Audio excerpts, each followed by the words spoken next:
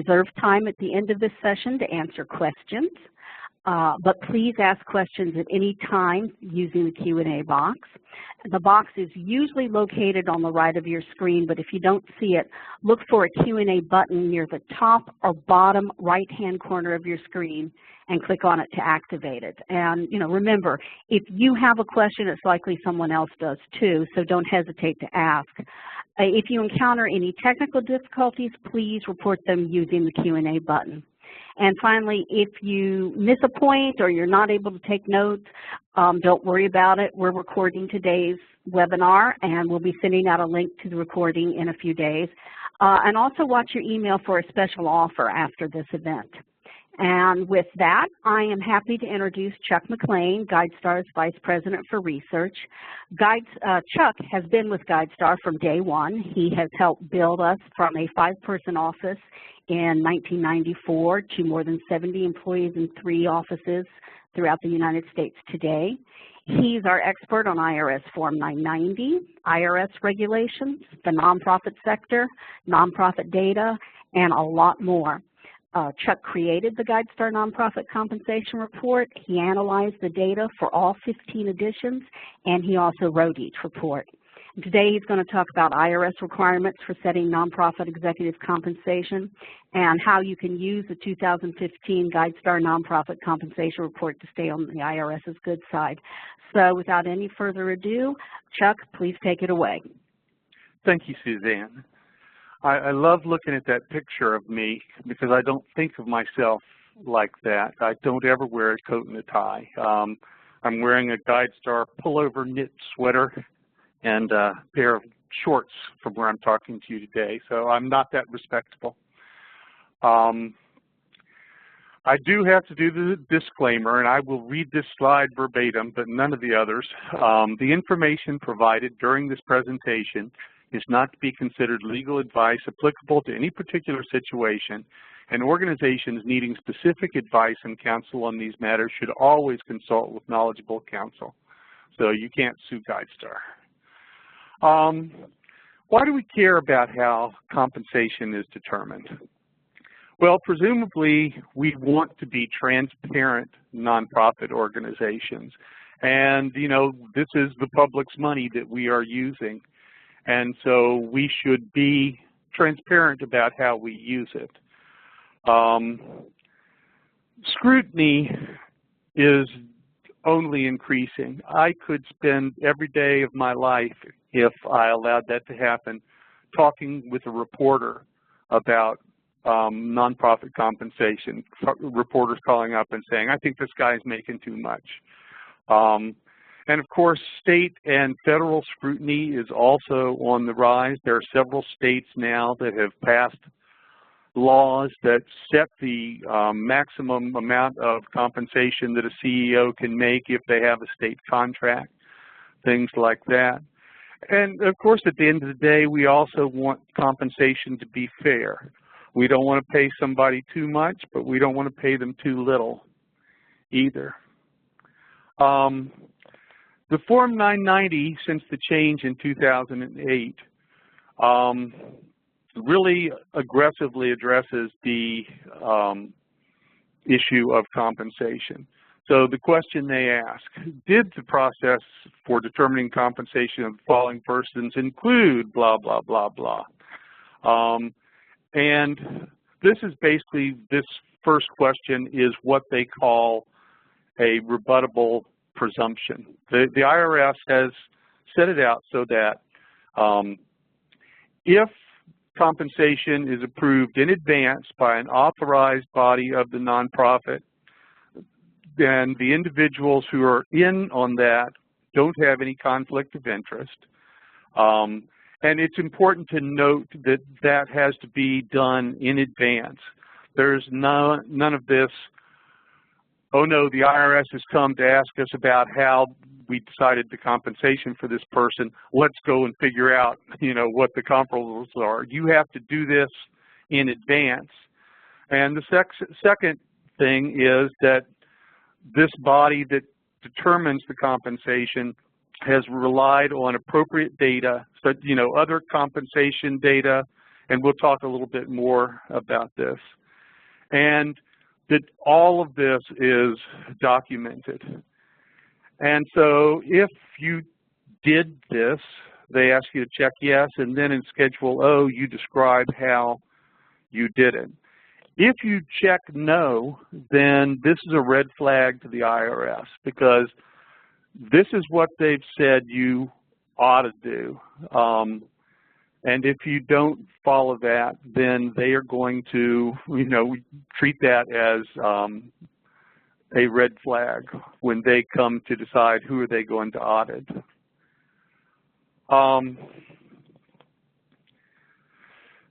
The IRS does a lot of what they call facts and circumstances tests, where essentially they say, we can't describe what it is, but we know it when we see it.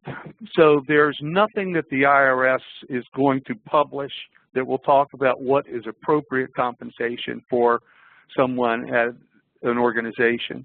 But, because they have said, okay, you need to document this in real time as you're making the decision, if they decide that you're paying somebody too much, then the first thing that they're going to do if they come after you is they're going to say, show us your paperwork. Show us how you decided how much you're going to pay the CEO. And, if they decide things are not reasonable, then they can give you fines ranging up to loss of tax-exempt status. There's a very noted lawyer named Bruce Hopkins, and he has some suggestions about what you should be looking at when you're deciding the compensation is reasonable. A lot of people don't realize this, but you can look at similar for-profit organizations. The things are getting very blurry in some sectors. There's a lot of for-profit education now, for-profit healthcare, and the IRS has said that it is appropriate for a nonprofit to compare itself with for-profits if they're similar types of organizations. Obviously, you care about what the person's experience is. What have they done in the past? What have they learned? How long have they done it? Compensation is approved by an independent board of directors, and it can be a subset of that board of directors. But once again, the key thing the IRS would be looking at is, are they really independent? Is there a conflict of interest there? If the executive director is a woman who's married to the chairman of the board, and the chairman of the board votes on the compensation package, then they would consider that to be wrong, basically.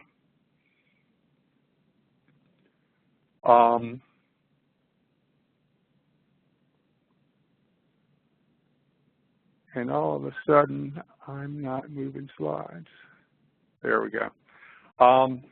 You can also look at the size and complexity of the operations. And, once someone has been hired, you would obviously care about how well they're doing in the job.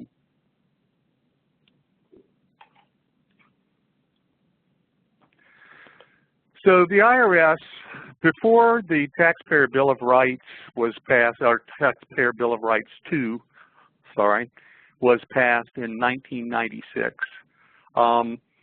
the IRS basically only had one option if they thought you were overcompensating someone. They had to take away your tax-exempt status. And they can still do that, but they wanted a way of punishing the people who were being compensated over what was reasonable that didn't also damage the organization. So you could have a perfectly fine organization that just also happened to be overcompensating the executives. So they passed what most people call intermediate sanctions laws, or excess benefit law, and that provides for monetary penalties So as I say up there, Section 4958A1 provides a tax on the person who gets the excess benefit. In the example I've given here, the CEO is paid $500,000 and the IRS decides that fair pay would be $400,000. So the excess benefit then would be the difference between what the IRS decides is reasonable and what the organization had decided was reasonable. So that's $100,000. The 25% tax is $25,000. So the individual would have to pay the tax of $25,000 and repay the entire amount of the excess benefit with interest. And if they don't pay on time, then this can get really ugly. They can turn it into a 200% tax on the excess benefit. This also applies to board members who approve of the excess benefit transaction. So anyone who's sitting in, if the IRS decides that this is an excess benefit transaction, could also be fined. And the fine is 10% up to a $10,000 fine, each board member who does that. So obviously, this is a very important thing for not just organizational leaders to look at, but if you're a board member and you vote on compensation package, you need to make sure that you demand that, you know, all the T's have been crossed and the I's have been dotted. Now I want to get a little bit more into just the GuideStar compensation report. The report is from IRS Form 990s only, so there is not any private foundation data on here, and Forms 990EZ are not included. We look at both just statistics about total compensation and where it's possible to determine incumbents from one year to the next, people in the same position. Then we also calculate annual percentage increases. This year's report is more than 150,000 different positions, more than 105,000 organizations, and all of this data is for fiscal year 2013. These are the 14 job categories that we report on. Obviously, there are a lot more jobs listed on Form 990 than just these, but these are the only ones that we have enough, high enough number of instances that we can calculate statistics that are any way meaningful. And as you might expect, for almost every organization in the report, we're going to have a CEO/executive director record, and then we go down to top financial position, top operations position. It drops off pretty quickly after those three. And of course, I should point out back there that for the year-to-year percentage increases, the number will be even less, you know, because people leave jobs, obviously, but also from one year to the next, an organization may put the name in a different way. It's Bob Wagner one year and Robert Wagner the next year, that kind of thing. As you'll see when we look at the report itself, we report on the number of organizations in various categories, the average compensation, and then the 10th, 25th, 50th, 75th, and 90th percentiles. Of these, and we will actually talk about this a little bit more, but of these, I think the median is probably the most useful of these measures because, well, the median shows you the midpoint in a sense. half of the people are making less than the median, half of them are making more than the median. So that's a real, bellwether there. You know that if a number is at the median, it's sort of slicing things in half.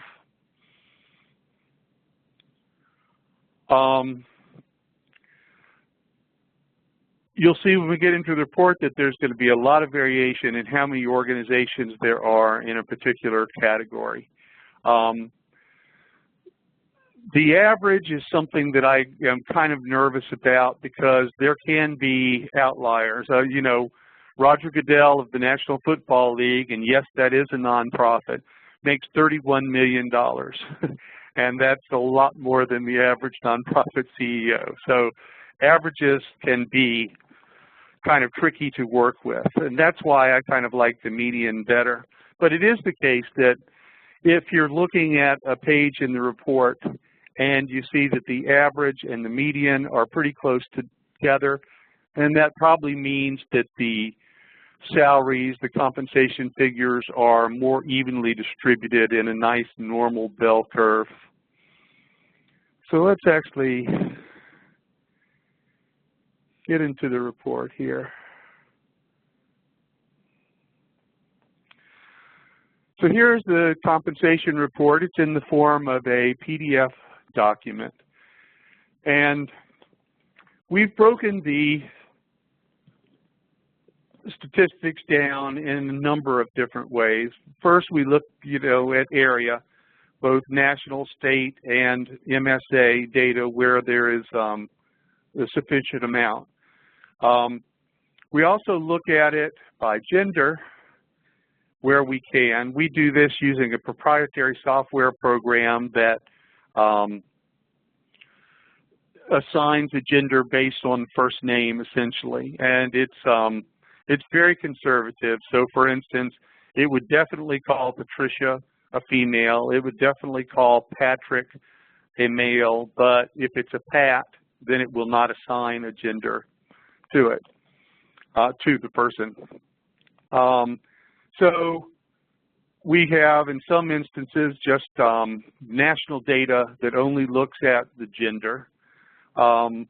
We also use something called the National Taxonomy of Exempt Entities, and that is all explained in the methodology, which I believe you can read online for free. And the NTE coding system, excuse me, is basically a way of classifying what type of organization an organization is. And it starts with 26 major categories and then breaks them down into smaller subsections. So it's a three-tiered taxonomy. I don't know how easy it is to see that on a computer screen, but so here what the statistics look like. You'll notice here that when the counts are smaller, I don't think it's really valid to put in any of the other percentiles but the median and also put in the average. In the case where we have lots of instances there, so like CEOs of arts, culture, and humanity organizations, 500,000 or less, that's plenty of instances to go ahead and show all of the different categories. I'm going the wrong direction there. So we will also do this by states. So all the states are listed. MSA gets to be a little bit dicier. So if you're in Abilene, we're not going to have much data about you. And, I guess that I would say that if you think about the biggest 50 cities in the country, big 50 largest MSAs by population, then we probably have fairly good data about the MSAs. But for smaller MSAs, it's probably more likely that you would want to try to compare yourself with other MSAs or just look at state data. And as I said, we also do incumbent compensation increases. Let's zoom in here.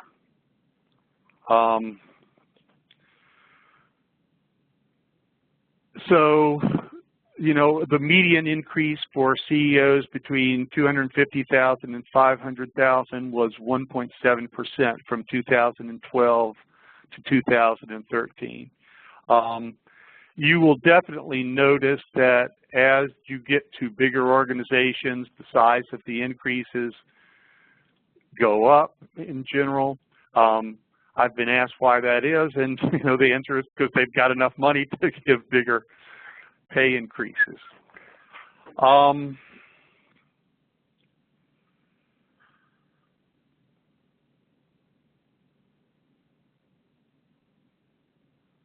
And you know, to be absolutely fair, the compensation report is most well suited for people who basically want to just look and see what other people are doing. If you're going to go way outside of what is normal, at least what the IRS would consider normal, then you're probably going to have to do something that is more rigorous if you want to try and defend it.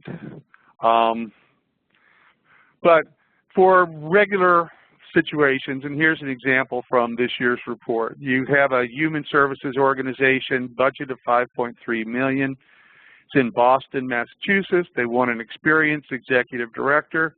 Well, there are 99 organizations in Boston in our report that are applicable to that. So, you know, in deciding where should that compensation be, I guess I would say you always look at the median first, and then you start thinking about, okay, well, how much experience does this person have? Where else have they worked? What is their educational background, that kind of thing. And then you might start moving above or below the median. But it's really the case that the further away from the median you wander, the more likely you are to attract the IRS's attention. And, you know, you got to keep in mind, Form 990 data is all the IRS has to set compensation. So that's what they're going to be looking at when they try to decide if compensation of your executives is normal. So that's what they're using, and the more the compensation gets away from that, the more likely the IRS is to question it. So once again, very important to be rigorous about, you know, doing the research in the right way, approving it in the right way, and documenting it the right way. And that's all I've got. So, Suzanne, we'll do some questions. Yes, sir. Thank you very much, Chuck. We've got a few. The first one is, okay, you said the report is based on 2013 data. Will the IRS still accept that as a valid resource for when we set our compensation? I think that the answer to that is yes, because that's what the IRS has too. The way these forms come in, well, to put it in some perspective for you, when I sat down to start working on this report in August, I had almost all of the 2013 returns, but I certainly didn't have all of them. They will still wander into the IRS for months and months. So that's really the most current data that is available in any reasonable sort of completeness. Okay. And obviously, if you were trying to set compensation for 2016, you could look at a figure in the report and also look at the types of increases that are typical and say, well, if I bump that up by, 3% 4 times, then, or 2 times, then that makes sense. Okay. Someone else wanted to know, does the IRS publish compensation tables? They do not. Okay. Another person asked, can I pay my board members and should I pay them? You can pay your board members, but the same sorts of things would apply in terms of how you decided their compensation. I will tell you that it is extremely rare that board members get paid. I can't remember exact numbers, but Foundation Center, Urban Institute, and GuideStar did a study 6 or 7 years ago, and I think it was something like 2% of board members were paid anything at all. And in most cases there, it was the kind of thing where they were more national sorts of organizations where the board members might be from all over the United States, and so they might be compensated or reimbursed for travel expenses and that sort of thing. But it's pretty unusual for board members to be compensated at all. Okay. Someone else asked, should they include benefits when they're benchmarking compensation? Yes. There are some very sensible and minimal fringe benefits that organizations give that don't have to be included, but pretty much anything that has to be included in the compensation as reported on Form 990 has to be considered part of the compensation package. And you know, the things that are not recorded are very much what they call de minimis kinds of benefits. Okay. And someone else, maybe a board member, asked, what questions should a board member ask before approving compensation? Well, if they're in a position where they have to vote on it, then one thing you absolutely positively have to do is to look at what data is being used as comparable. So, you know, how have you come up with these numbers? What comparability data did you use? And that's the main thing. And then, based on that comparability data, how did you decide what our CEO or our CFO should be compensated? Because it's not necessarily that you're going to look at an average of these organizations and say, well, that's the average for these organizations, so that's what we'll give our person. There may be perfectly legitimate reasons to depart from that, but once again, you want to know what the reasoning is that has gone into that. Okay. And someone else wants to know, where do you see nonprofit executive compensation going in the future? I think that this is very interesting in the sense that, at least in certain sectors, the line between for-profit and nonprofit is getting very blurry. And we've already mentioned a couple of them: education, healthcare, more and more things like that. And now we have all these new sorts of organizations that are springing up that are sort of hybrid organizations, B corporations and the like, that are, you know, trying to do good deeds while also trying to make a profit for their investors. So I think that, you know, it's still the case that many people in the public think that nonprofit employees should be taking a vow of poverty and, you know, doing it because they love it and not because they're trying to make a living. But in the age that we live in, it becomes increasingly difficult to make that case. I mean, if you look at GuideStar, which is a nonprofit, we have a bunch of technology people, And good technology people are expensive, and we can't put in an ad, you know, must be willing to work for 25% less because you love the mission. You know, we want someone who's a good programmer. So I think that there's going to be continuous pressure on nonprofits to pay market rates. So I think that the most interesting thing in the next 10 or 20 years is going to be just to see how the line between the two sectors gets blurrier and blurrier. Okay. We've got a bunch of other questions coming in. Someone wanted to know if our survey excludes private foundations, should private foundations use the Council on Foundations survey instead of GuideStar survey? Well, they definitely should not use ours because there's simply no data in there. I can't say that I know anything about the Council on Foundations survey, how it's conducted. So I'm sure that they do a wonderful job, but I can't endorse it without actually having laid eyes on it. Okay. And another person would like to know, when you talk about the ranges between 500,000 and 1 million, are you talking about revenue? I'm actually talking about how much money they spent. So that would be their actual expenses. Okay.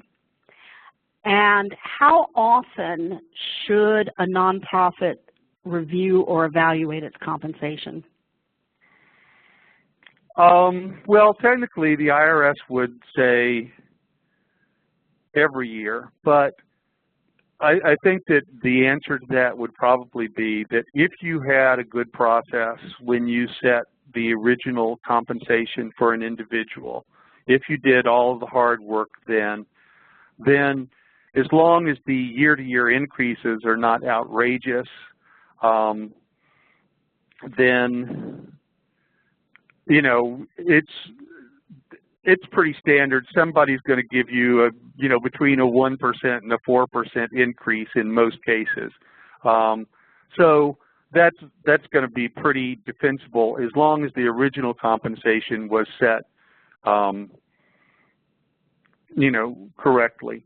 Now, this gets all wacky when you start getting into really large organizations and deferred compensation, and that is not something that the GuideStar compensation report is very well suited for. Those kind of packages get very complicated, and you should be talking to lawyers and compensation consultants and everything when you start getting into that. So, you know, I'm basically aiming this report at the run-of-the-mill nonprofit organization, not the ones that are bringing in millions and millions and millions of dollars every year, but the average size sort of nonprofit, which is, you know, I think that's somewhere between probably 400,000 and 1 million is where most of the nonprofits are located. And certainly this report, you know, goes up to and includes the larger ones, but those pay packages are usually a lot more complicated than this is how much we'll give you and we're going to give you health care too, which is what the average sort of compensation package is. Okay. And we've got actually more questions than we're going to have time for, so why don't we do a couple more and then we can follow up with a blog post to answer the others. One person asked, if we were trying to conduct a benchmarking study for our nonprofit employees' compensation, where would we start? Well, if you're going to be trying to benchmark everyone at the organization, then Form 990 is not really going to be very useful to you. So, excuse me, you would need to look at a website that has more comprehensive information, and I think ultimately if you're trying to benchmark, it's going to cost you some money to get information about other positions. I know that at GuideStar we have to do that because we have, you know, this guy's a database administrator, that guy's a .NET programmer. that woman is an editorial director. Yeah, the Form 990 is not going to have sufficient data about editorial directors or database administrators that you're going to be able to set it. So you either need to go to a compensation consultant that collects this data or leases this data from people who compile it and get started there. Now, if you really are just looking for data about, the top sort of positions, operations, finance, the chief technology officer, that sort of thing, then 990 data is can be a very good place to go. Okay, I lied. We're going to have 2 more questions, not just one. What do you do if your organization works in more than one primary category? So do you look up data for all the categories or just identify with one primary category? Well, if there's a slant in either direction, then that would be helpful. But if you think that it's pretty even, it would certainly be reasonable to look at both categories. But, one of the difficult things with the National Taxonomy of Exempt Entities is that it's intended to basically talk about the general type of organization that you're dealing with, not specific activities. So, you can call something an art museum. And within that classification, there can be lots of different sorts of art museums, and you can have lots of different activities. You might have a very active youth program. You might do a lot of special shows, that sort of thing. So there are lots of different activities you could have within the classification of art museum, and the NTE coding system is not really going to get at that. So that's sort of one of the complications that you have. So I would say, yes, look at different types of organizations if your organization is concentrating in a couple of different areas. Okay. And then our last question, does the IRS ever consider the gap between the CEO or top executive's compensation and other staff at the organization when they're assessing reasonableness? Beats me. The IRS does not really talk about what they look at when they're determining something like this. I really think that based on the laws that they have come up with, they would not be trying to look at that gap. And once again, keeping in mind that their starting point would be Form 990 data, they're not going to know what the gap is between the CEO and the administrative assistant or some of these other positions, because those positions don't end up appearing on Form 990. So based on everything I know about how they do this, I would guess that they're going to be comparing CEOs to CEOs at different organizations through the use of Form 990 data. Okay. And so they do look for outliers, though, with the data that is reported to them, right? Oh, absolutely, yes. Okay, so that's their red flag. Well, that is all we have time for today. So thank you, Chuck, very much. That was really good, very informative. Thank you, everybody, for joining us. I hope you got as much out of this as I did. It's interesting. Every year that Chuck does this report, I learned something, and I've been here for all 15 reports too, but just to read them though. We will receive an email within around 48 hours with a link to a recording of today's event and also to the slides. And keep your eyes open for an email with a special offer. If you have any other questions, please feel free to reach out to me. That's my email address, scoffman@guidestar.org. And as I mentioned, we will be doing a blog following up on the questions that we didn't get to. Thank you, everyone, for attending. Thank you, Chuck, for presenting. And please have a great day.